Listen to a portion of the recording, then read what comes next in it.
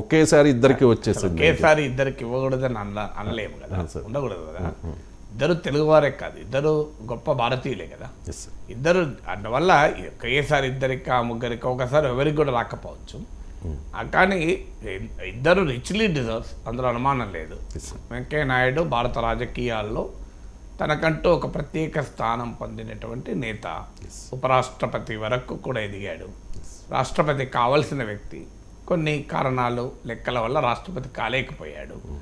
But Bharatiya Janata party అఖిల భారత అధ్యక్షుడిగా, కేంద్ర మంత్రిగా, శాసనసభ్యుడిగా, పార్లమెంటు సభ్యుడిగా, విశేష అవగాహన కలిగిన రాజనీతిజ్ఞుడిగా వెంకయ్య నాయుడు లోకప్రియ నేత అంటారు.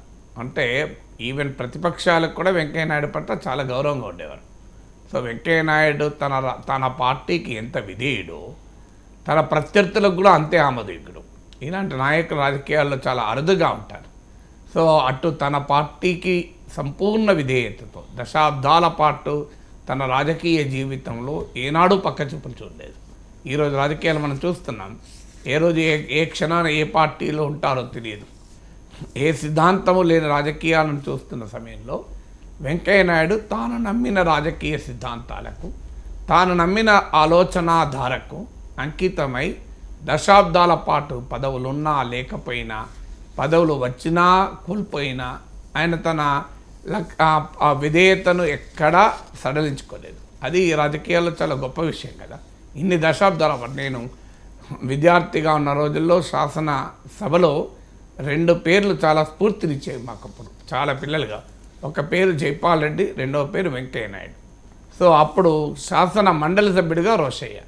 వీళ్ళు ముగ్గురు సభలలో చట్టసభల్లో మాట్లాడుతుంటే చట్టసభల ఔన్నత్యం పెరిగేది. అందువల్ల ఒక గొప్ప పార్లమెంటేరియన్గా, రాజనీతిజ్ఞుడిగా వెంకయ్య నాయుడు సుస్థిరమైన స్థానం. మీకు ఇంకొకటి చెప్పాలి, చాలామందికి పర్సనల్ అనుభవం ఉండకపోవచ్చు, కానీ వ్యక్తిగతంగా కూడా చాలా సౌమ్యుడు. ఆ ఉన్నతమైన పదవిలో ఉన్న తన వినమ్రతను ఏనాడు వదులుకొని రాజకీయ నాయకుడు. నా పర్సనల్ అనుభవం చెప్తాను. నా కొడుకు వివాహానికి ఆహ్వానం పంపాను. అది కూడా వెంకయ్య నాయుడు నెంబరు పిఏ ఎత్తుతాడు.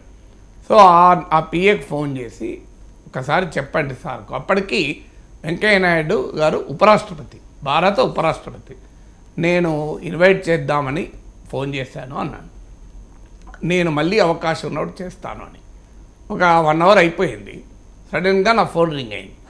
నేను ఫోన్ లిఫ్ట్ చేయడంతోనే నాగేశ్వర్ గారు చెప్పండి, నేను వెంకయ్య నాయుడు మాట్లాడుతున్నాను, మీ బాబు వివాహాన్ని చూశాను, కానీ రాష్ట్రపతి ఎన్నిక ఉంది నాగేశ్వర్, లేకపోతే తప్పనిసరిగా వచ్చేవాడిని అన్నాడు. నాకు ఆశ్చర్యం వేసింది.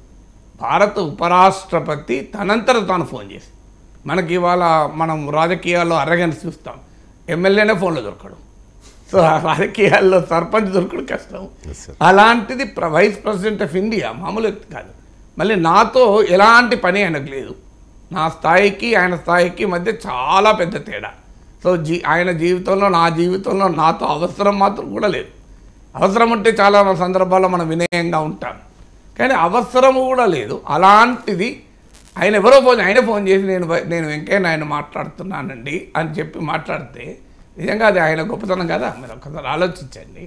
సో అలాంటి వ్యక్తిగా, రాజనీతిజ్ఞుడిగా, రాజకీయ నాయకుడిగా, పార్లమెంటేరియన్గా, మంత్రిగా, భారత ఉపరాష్ట్రపతిగా, రాజకీయాల్లో హుందాతనం ప్రదర్శించే నాయకుడిగా, ఎక్కడ మనకు వివాదాలు ఆయన చుట్టూ లేవు, ఎక్కడ విమర్శలు లేవు.